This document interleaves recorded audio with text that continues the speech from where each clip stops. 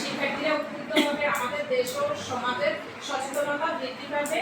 এবং তোমরা সবাই জানো মাদক ভালো না খারাপ জিনিস। মাদক একটা খারাপ জিনিস এবং এর খারাপ দিক, অনেকগুলো খারাপ দিক আছে।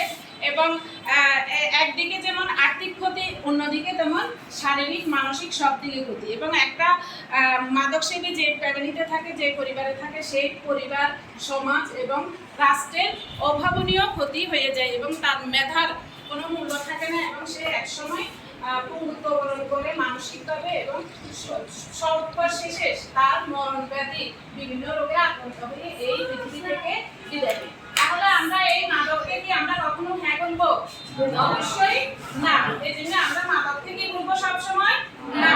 এবং আমরা তো অবশ্যই এই মাদক গ্রহণ করবো না, সেই সাথে আমাদের আশেপাশে যারা আছে তাদেরকেও আমরা সেই ব্যাপারে উদ্বুদ্ধ করবো যাতে তারা মাদকের পাশে, মাদকের কাছে তারা যাতে ধারে কাছে না যেতে পারে এবং যারা এটাতে অ্যাডিক্টেড তাদেরকে বুঝাতে হবে।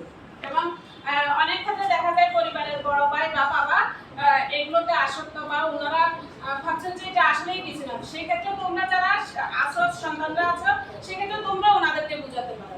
এবং তোমার আশেপাশে তোমার বড় যারা আছে বা ছোট যারা আছে, যদি তুমি দেখতে পাও যে এভাবে আক্রান্ত আছে, তাহলে তাকে কি করতে হবে?